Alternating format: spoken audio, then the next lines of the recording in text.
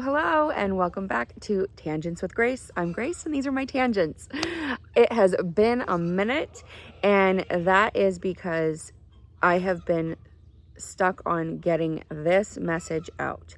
This message is, the whole point to today is about stepping up, and it's in a way that you're probably not going to expect. It's not a very popular opinion, at least not in America, and I am passionate about this. I am so committed to this viewpoint that, well, I'll jump into the story later, but I'm very committed to this. And I wanted to make sure that I word this all just right. And as I was going through my preparation of doing this, and I've recorded this like, I don't know how many times, and I just didn't feel like I was hitting it just right. And so, however today's turns out, we are putting it out there because I feel like in today's world, too many people are taking too long to say what it needs to be said most. And in that time, I had a horrible asthma attack. I could not speak. For a couple of days, it was very hard for me to even get a sentence out without gasping. And that was a sign to me that the devil does not want me to share this viewpoint. And then Charlie Kirk happened, and so many other things that happened that day that the news doesn't even talk about. But this whole movement that kind of came about from Charlie Kirk's just brutal attack has sparked so many thoughts in my head of just confirmation of the path I was heading in this conversation. So let me just go ahead and get into this. So the story that I have in mind about with the stepping up, I'm talking about stepping up when Americans especially, but even other countries in the world, do not feel you should be in the spaces of taking care of the elderly. I was a CNA and I hated that job. And the reason I hated that job was because the families did not show up for their loved ones. I loved caring for the elderly. I loved caring for, some people weren't even that old in these facilities. And it was so heartbreaking to see them not have family. And not everybody was mentally, gone. And even those who were knew their family wasn't showing up. They knew they weren't there for them. They knew that they had just dumped them and left them. And it was so sad. And the regular occurrence of watching the family members who would happen to come by every once in a while arguing over the inheritance in like the entry lobby foyer kind of thing was outrageous. That should never even be. Their parent, their loved one, was still very much alive and waiting for their visit with their kids. It was usually their kids. Disgusting. This is absolutely disgusting. And there is no respect there. There is nothing but greed and a hatred that should not exist. Which leads me to part of this whole tangent. And that is, I was then, after being a CNA, I did it for a year. I could not take it between my training and actual work. It was just not for me to handle these family members.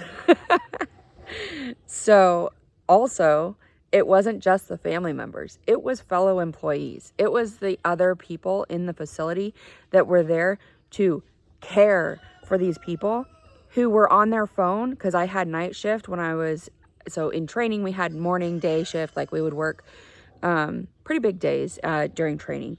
And then when I actually went and started working, I was on night shift. And those night shift people were pathetic, sad pieces of flesh. And they're literally, out of everybody who was there, there was only maybe one or two people who actually showed up for their patients. And it irritated me to a level that I cannot even begin on. I could not stand this. As it was, any given night, I had anywhere from 15 to 20 patients myself. I believe one point I did have 30 patients, and that was absolutely insane. And these other people, my point to that saying the number I had is I just did not have the time and the capability of taking care of everybody else's patients as well. And nor should I have had to. But these people are just sitting there on their phone while people needed their diapers changed, while people needed to go to the restroom. Like dignity, simple dignities that should not be limited because you're on your phone. This is something that will absolutely light my fire, and you will see it come out of me because it aggravates me to no end that people are so willing to throw the elderly away. And again, some of these people weren't even that old. Some of them were in their 50s. There was even one that was in her 40s. Like, they're not even that old, and they're being treated like discarded waste. It was disgusting. They're a human life that's sitting here counting on you to show up. Okay. Anyway, I will move on because I can get hung up on this for a while because it just aggravated me on a level that I can't describe unless if you've experienced it, you know what I mean. The neglect, the flat out abuse, honestly, is just outrageous.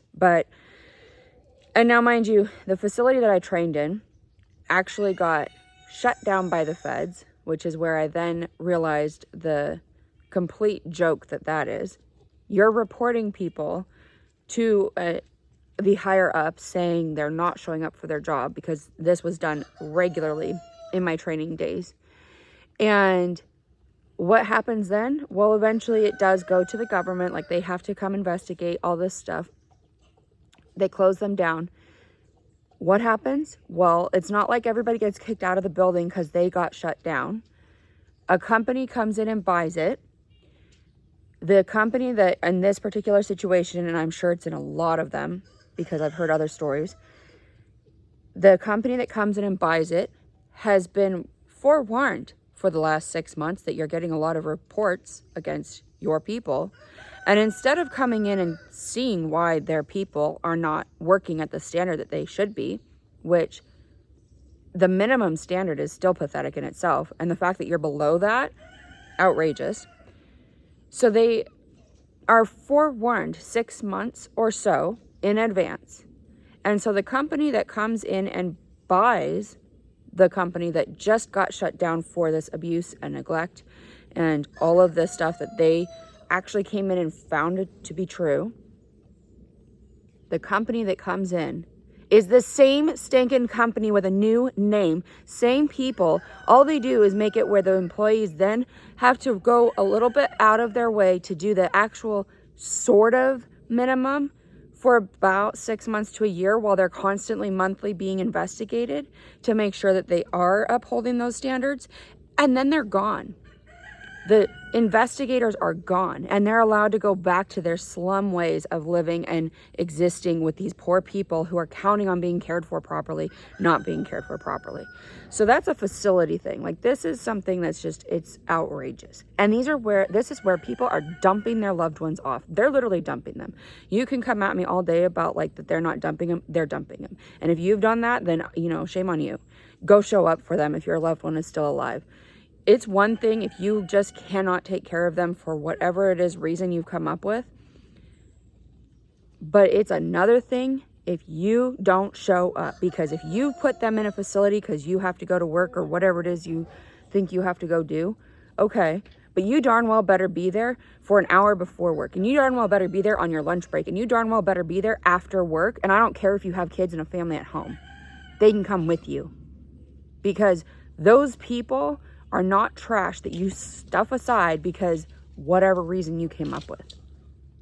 So anyway, get back on subject here, because this one's clearly going to go over, and it's clearly going to turn into a couple parts here. But with this, I want to encourage you to step up and do the right thing. For me, that was 8 years of full-time live-in caregiving duties. I took my animals with me, and I hit pause on the rest of my life. I hit pause because I was able to hit restart once my grandparents passed away. And I saw what life was like in these facilities. The facility I ended up working in was a 5-star, top-rated facility who had horrible neglect all night that I was continuously reporting. And in the next day, because one day I just thought I'd hang out and see what it was like on the day shift, wasn't much better. But yet they were the 5-star rated, award-winning. They had awards all over their walls. And they still had this. Yes, it was not even remotely close to the level that the facility was that I trained in, but it was not good. There was no part of it that was good. Now, the assisted living situations are different. I dabbled in those a little bit. I didn't officially work there, but I went and got a feel for it. I had friends that worked there. There are differences there, but most of that is because the people who are there are able to take care of themselves for the most part. And they're able to go tell on everybody when they aren't being cared for properly. Whereas these people in the full care facilities are not able to sit there and do that, because most people just think they're out to lunch and they don't know what they're talking about when they do. So this leads me into my little story that I was going to say. And this is what sparked this whole thought, and just how am I going to address stepping up in life, and not just in taking care of the elderly, but in so many different ways, so many different avenues of life. But the story came up. So in my caregiving for my grandparents at the end of my grandpa's life, he had a fall, and the doctors thought he might have broken his leg. And so they didn't want him walking on it. And so with that, he had to be in the wheelchair. We had to do transfers. Like, I had to carry him, pick him up into the car. Like, he was not allowed to put weight on that leg at all. And so in hindsight, I very much think I would have navigated that differently, and not just let the doctors dictate what he got to do and not, because it ended up not being broken. And he then wasn't walking for so long and did have dementia at this point and could not remember how to walk after. And so we were in physical therapy to relearn how to walk again. And it just made me so sad that he had to go through that, because then it wasn't long later he did pass.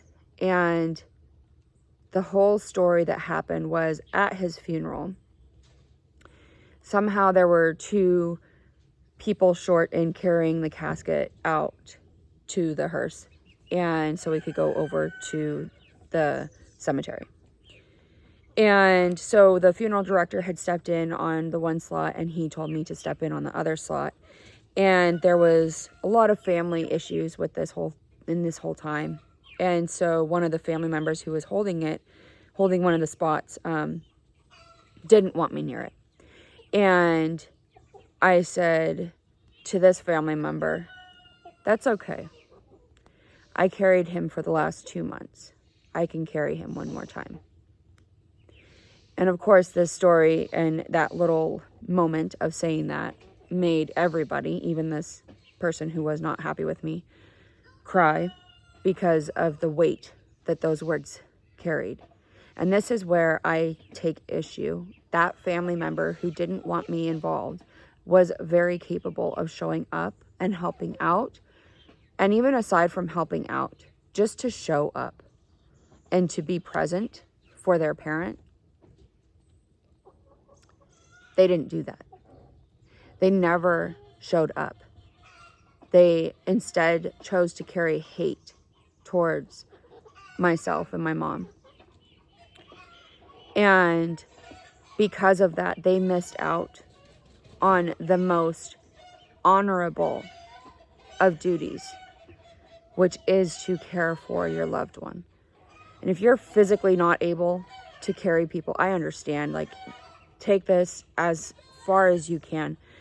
I did get hurt in carrying him for those months. I did do damage to my body, but I would do it all over again, because they had the life they wanted at the end of their life. And people deserve as close to the life they want as possible for the end of their life especially. But even throughout life, I mean, honestly, like, people should not be treated as garbage, as nothing. And that moment has stuck with me now for a few years. It's been a while, and I've told it a few times to people, and every time I do, it's greatly impacted them.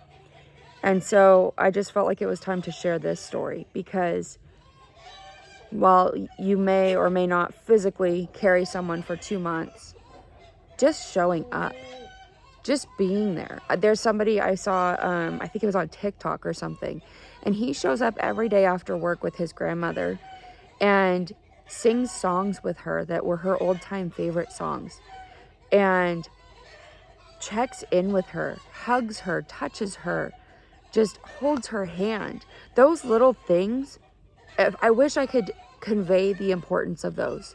And I honestly didn't even know them through my CNA time.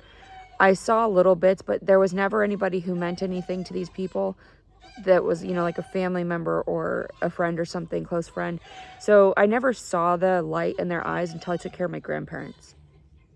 And when somebody would come, even just myself or my mom, come along, touch them, hold their hand, sit with them, go through old home movies, play old time songs that they loved, even just sitting in silence with them. They weren't alone, and you could see the impact that had. And so we didn't sit in silence very often, but there were some times. And then the hours in the hospital, you're sort of in silence, you have all that hospital noise, but they weren't alone. They didn't have to sit there through that by themselves, when technically I could have left them and dealt with all their medical stuff over the phone. But then they would have been alone. And that is a tragedy, in my opinion, for people to be alone. And just because it inconveniences you, your life will go on. I know tomorrow's not guaranteed for any of us. I get that. That'll be another topic down the road. I've lost family members to this violence in the world myself. And I get that. But I also get the odds are you do have tomorrow. So show up today. And even if you don't have tomorrow and something went wrong, something just totally came out of the blue, you at least will have the legacy that you showed up yesterday. That you showed up. And the impact that can have on those around you. I just, again, come back to Charlie Kirk and the impact he had on so many people. And yes, so many people hated him. But as I was reminded today, it's in scripture, and I'd have to go look it up again.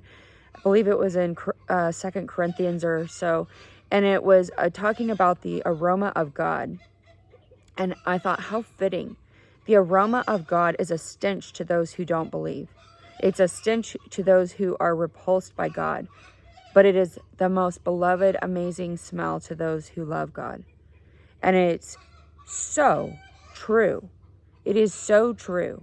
And so I really just want to encourage you to show up, to step up in those you love's life. And if you don't have anybody who is older or whatever, you still have a parent. If you don't have a grandparent, you've got a parent. Show up for them. You have maybe siblings. I don't know what all you have, but you have somebody in your world. And if it's not your direct parent, maybe it's somebody you think of like a parent. Maybe it's a friend's parent. And if you don't have any of them, go to the facilities yourself and sit with a stranger, read to them, hold their hand, play music with them, sing songs with them.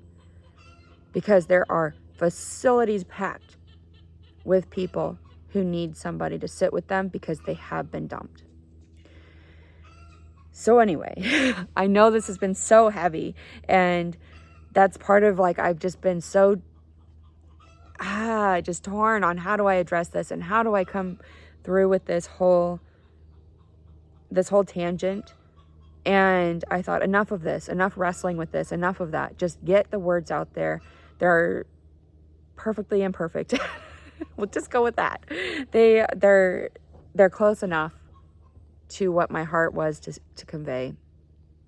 And I'm sure I'll touch on this in the future, but I just wanted to encourage you today to understand that it is genuinely an honor to care for the elderly or even disabled. If they're, it's amazing how many children are unable to function as a regular child, that have disabilities, that have sicknesses. I think of so many kids that are at St. Jude hospitals and just fighting for their life.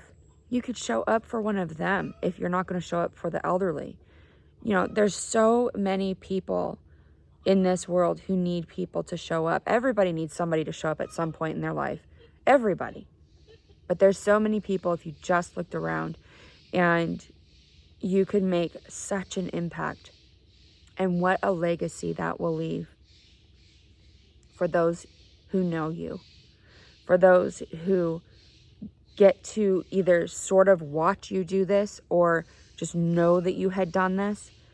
And that may be people you know, or maybe not. Maybe it's people in the facility who watched you come and care, who saw your heart, and nobody you personally know knew that story. And so on the day that you pass, those people at the facility will show up to your funeral and tell your loved ones this amazing side of you that no one knew about. And maybe somebody did. Maybe you rounded up a team of people and you went in and you said, okay, you three go down that side, you three go down that side, and you three go down that side. Or, you go that way, you go that way, and I'll go that way. If you can only recruit two more, if you can only recruit one more, that's one more person to affect that many more lives and to spend that quality time with them. So that's my encouragement today. And again, I know this is heavy. I know it's not a popular subject and that my opinion on this is not popular, but it should be. They are human lives. And I'll share one more quick story just to tell you the impact and why I'm so passionate about this. So I had my grandmother in the hospital. We were in the emergency room and we had been there for quite a while. She, I believe she had a UTI, a bladder infection. And we were there to get antibiotics. I know we were getting antibiotics because of how the conversation went. And this was so long back. It was, my goodness, it was probably, I don't even know, maybe 7 years back. It was a long time ago. My grandmother was completely of sound mind. She knew exactly what she wanted in life.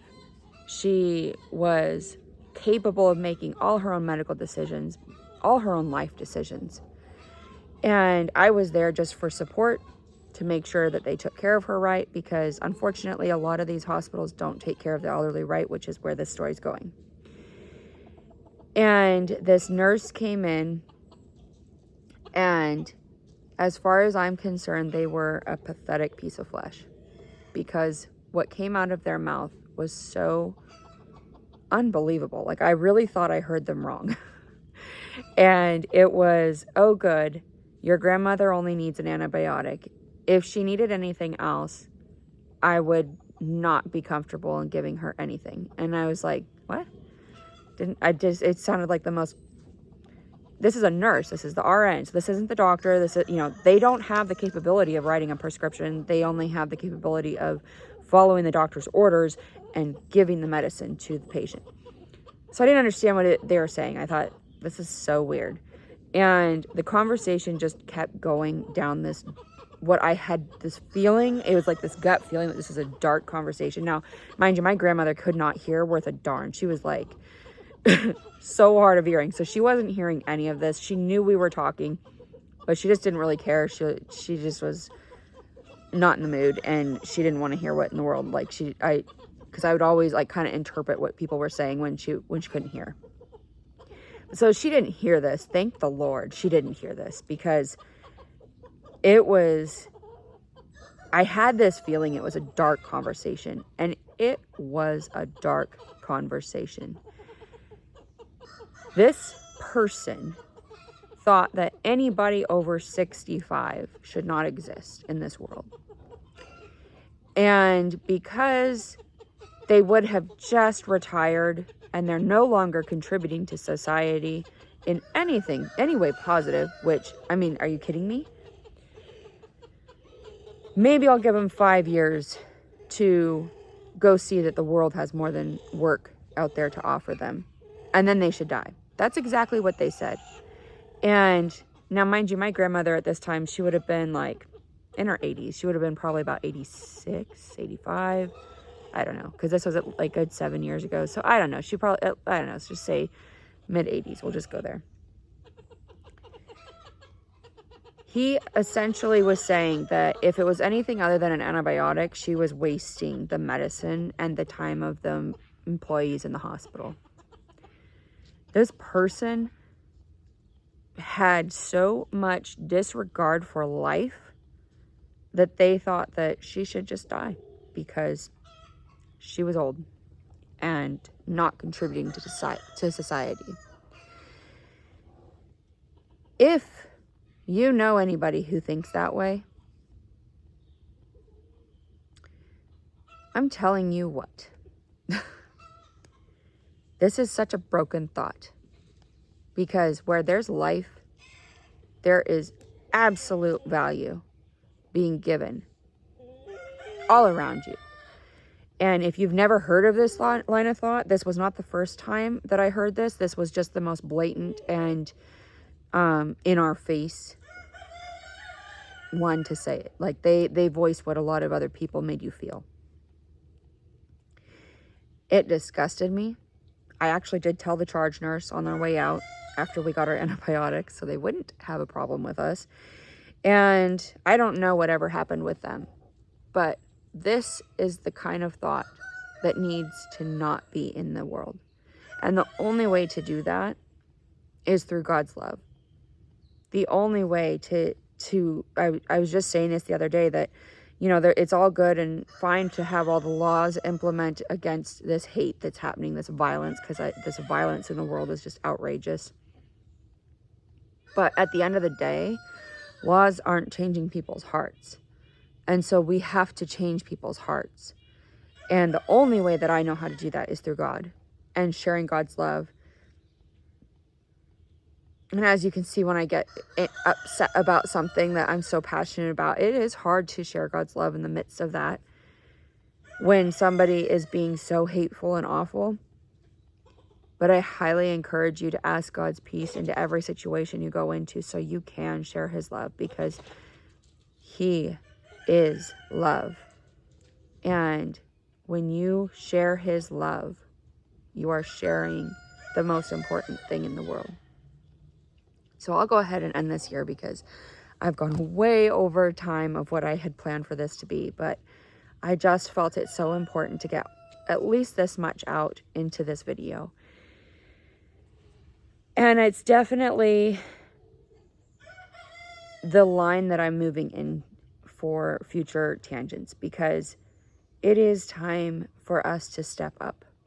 And there's so many ways we can step up. This is just one way.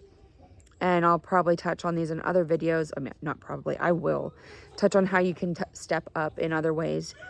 I have learned of so many areas that need help that people I never knew needed help. Like I never knew, I mean, the level of what just a little thing can do. And it goes a long way. So I'll go ahead and wrap this up again. Thank you so much for joining me on this tangent. And I really hope that this opens your eyes to something that not many people know about or talk about. And when they do talk about it, they get so shut down, at least in my experience. People have tried to shut me down so many times when I talk about this in person. They're just, I don't know what they are. But I want to call you on the carpet and say, show up. And whether that's hitting pause on your life like I did and taking care of my grandparents for all that time, or whether that's just at least showing up at dinner time to have dinner as a family with your loved one. And that's where I'm saying your kids can go to the facility with you. And your kids can behave and bring light and bring joy into that facility, not just for your loved one, but the joy that children bring to the others are just amazing. I saw somebody who did this at one of the facilities I was in, and it was magical to watch them come to life seeing a child. And the child didn't even do anything. It just existed and made them so happy. And so anyway, I won't continue on this, but there's things you can do to help this world be a better place and to help this world have compassion and see the value of life. And I just so encourage you to step out in participating in that. And so with that, thank you so much for joining me. We'll see you on the next one. From my flock, herd, pack, and heart to yours. God bless. We'll see you next time.